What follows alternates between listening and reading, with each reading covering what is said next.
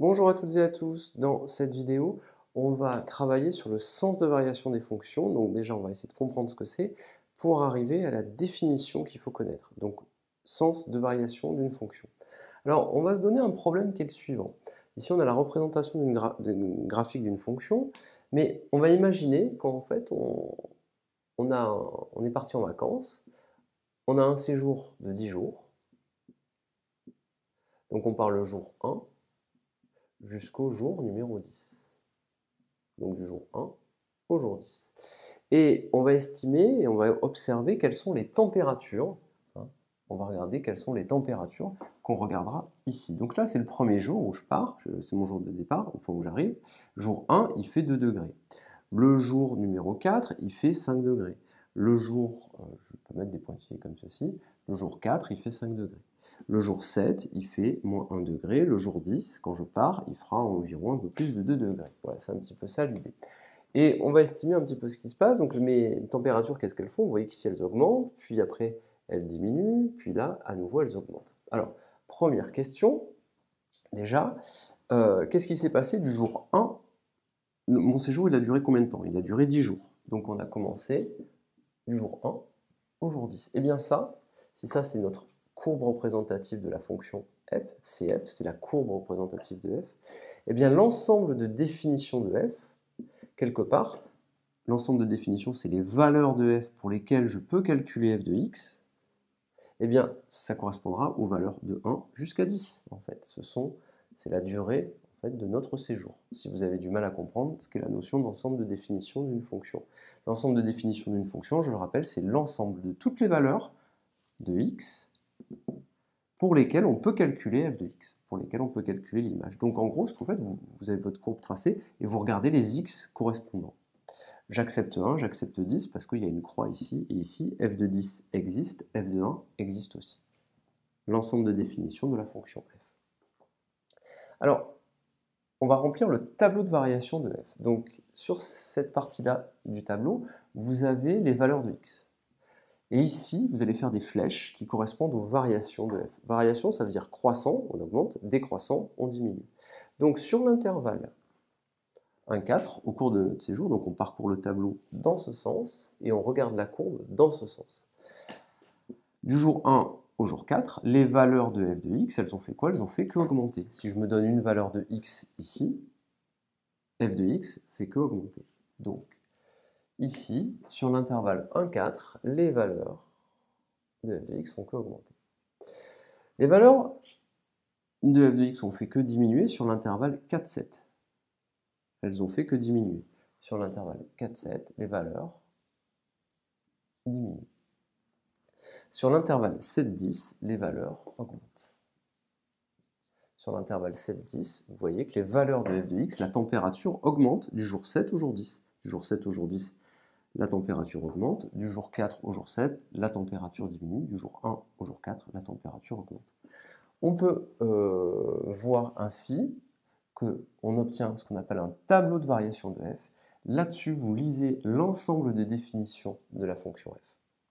Alors, maintenant, on va expliquer ce qu'est une fonction croissante et une fonction décroissante. C'est des définitions que vous verrez en cours, que vous devez connaître et apprendre par cœur, que vous soyez en seconde, première ou terminale. Ça, il faut le savoir par cœur. Et la définition, elle est à connaître. Alors, je vais l'expliquer parce qu'elle peut être un petit peu compliquée. La fonction f, elle est croissante sur l'intervalle 1,4. Donc, vous le voyez ici, sur l'intervalle 1,4, la fonction f est croissante. Donc ici, vous avez les valeurs de x représentées ici. Et là, les valeurs de f de x que vous lisez sur cet axe-là. C'est sur cet axe-là que vous pouvez lire f de x. Eh bien, sur l'intervalle 1,4, vous voyez que les valeurs augmentent. Alors, qu'est-ce que ça veut dire? F est croissante sur l'intervalle 1,4. On explique sur quel intervalle déjà la fonction est croissante. Parce que vous voyez bien que sur l'intervalle 4,7, ce n'est plus la même chose. Eh bien, si pour tout AB, pour n'importe quelle valeur de A et de B que je choisisse dans l'intervalle 1,4, si A est plus petit que B, alors, ce symbole-là veut dire alors, si A est plus petit que B, alors, qu'est-ce qu'on obtient?